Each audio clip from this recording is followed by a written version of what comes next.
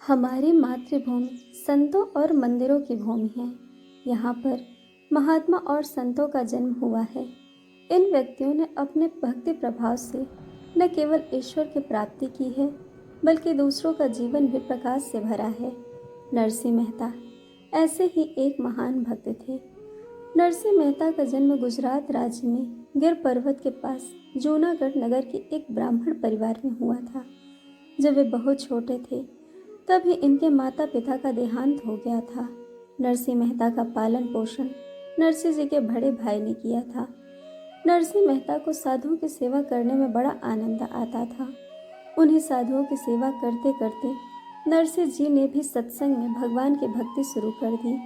उनकी भाभी ने उनको कई बार इसके लिए ताने दिए। नरसिंह मेहता का विवाह भी बहुत छोटी आयु में मणिक बाई से करा दिया गया था। एक दिन नरसिंह जी की भाभी ने उन्हें खूब खरी खोटी सुनाई, क्योंकि वह घर देरी से आए थे। यह अपमान वह सह नहीं पाए और उन्होंने अपने घर का ही त्याग कर दिया था। वह गिर पर्वत के घने जंगल में कहीं चले गए। वहीं कहीं उन्हें एक शिवालय दिखाई दिया। नरसिंह जी वहीं रहने लगे और वहीं शिव जी की आराधना में लीन हो गए। फिर 7 दिनों बाद स्वयं भगवान शंकर ने उन्हें दर्शन दिए और कहा कि जो तुम्हारी इच्छा हो वो वरदान मांग लो। नरसिंह मेहता ने वह भक्ति किसी भी प्रकार के फल की कामना से नहीं की थी। इसीलिए नरसिंह जी ने कहा कि भगवान, जो आपकी इच्छा हो वो मुझे दे दीजिए। उनके इस वचन से प्रसन्न होकर भगवान शिव उन्हें गौलोक ले गए। गौलोक में भगवान कृष्ण गोपियों के संग रास लीला रचा रहे थे। ऐसा मनमोहित दृश्य देखकर नरसिंह मेहता उसी में खोकर रह गए। वह इस दृश्य को बिना पल के झपकाए देखते रह गए और भक्ति रस में लीन हो गए।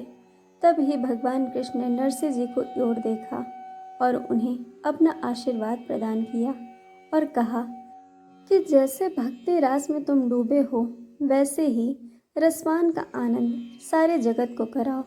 नरसिंह जी ने इसे ही अपने जीवन का लक्ष्य बना लिया और पृथ्वी पर जगह जगह कृष्ण भजन गाते हुए मग्न रहने लगे। नरसिंह मेहता की ऐसे भक्ति से प्रेरित होकर बहुत से साधु संत उनके साथ भक्ति में लग गए। मगर कुछ लोगों को नरसिंह जी के प्रसिद्ध होना अच्छा नहीं लगता था।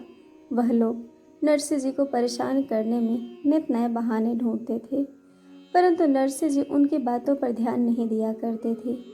एक समय द्वारिका जाने वाले यात्री जूनागढ़ आए।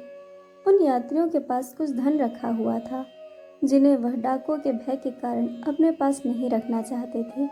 इसीलिए वे सब एक ऐसे साहूकार को ढूंढ रहे थे जो उस धन के बदले एक हुंडी दे दे।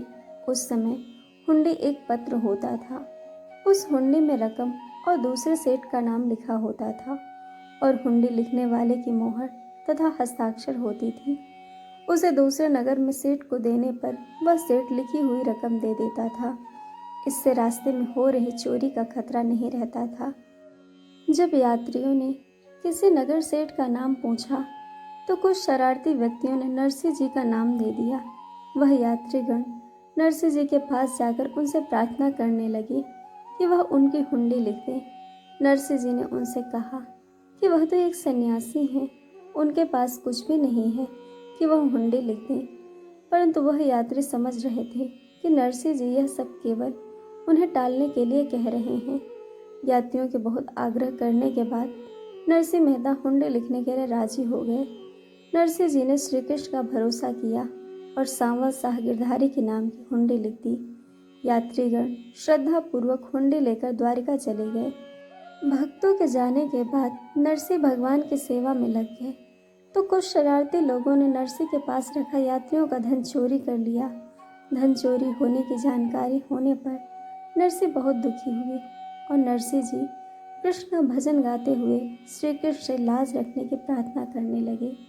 जब यात्री द्वारिका पहुंचे तो स्वयं द्वारिकाधीश ने सांवल शाह सेठ बनकर हुंडी के बदले में यात्रियों को धन दे दिया और अपने भक्त नरसिंह मेहता के स्वाभिमान की रक्षा की। तो यह थी भगवान श्री कृष्ण के परम भक्त नरसिंह मेहता जी की कथा। दोस्तों, आपको कहानी कैसी लगी यह हमें कमेंट करके ज़रूर बताइएगा और चैनल को सब्सक्राइब वीडियो को लाइक शेयर करना बिल्कुल मत भूलिएगा। वीडियो देखने के लिए आप सभी का बहुत बहुत धन्यवाद। जल्द मिलेंगे एक और नई कहानी के साथ।